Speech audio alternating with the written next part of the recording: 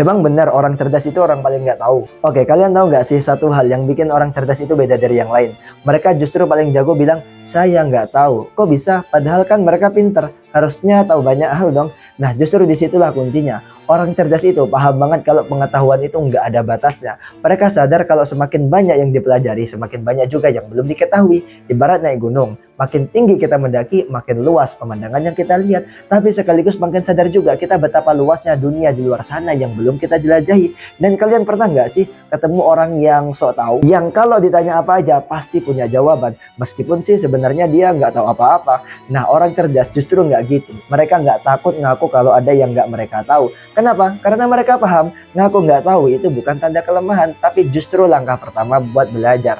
Saya ingat banget nih, pernah baca wawancara sama Elon Musk. Pas ditanya soal teknologi baru yang lagi dia kembangin, tahu nggak apa jawabannya? Saya belum tahu pasti, kami masih terus belajar dan meneliti. Gila kan? Orang sepintar dia aja nggak malu ngaku kalau masih banyak yang perlu dipelajari. Nah, coba deh kalian pikir. Kalau tiap kali ditanya sesuatu, kita langsung jawab pakai asumsi atau tebakan, kapan kita bisa benar-benar belajar?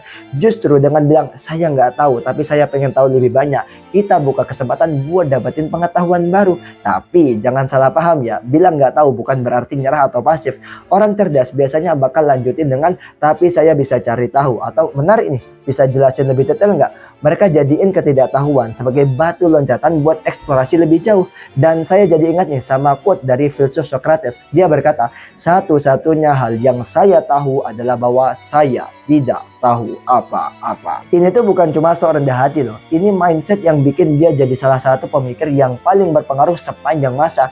Dia selalu mempertanyakan asumsi-asumsi yang udah ada, selalu haus akan pengetahuan baru. Nah, sekarang coba deh terapin ini dalam kehidupan sehari-hari. Pas lagi diskusi sama temen atau kolega, jangan takut bilang, wah saya belum tahu soal itu, bisa cerita lebih banyak nggak? Kalian bakal kaget loh seberapa banyak yang bisa dipelajari dari sikap kayak gini. Sekian dari saya Rip Jacobus ingin mengatakan kalau suka follow, kalau enggak ya silahkan komen, diskusi di kolom komentar.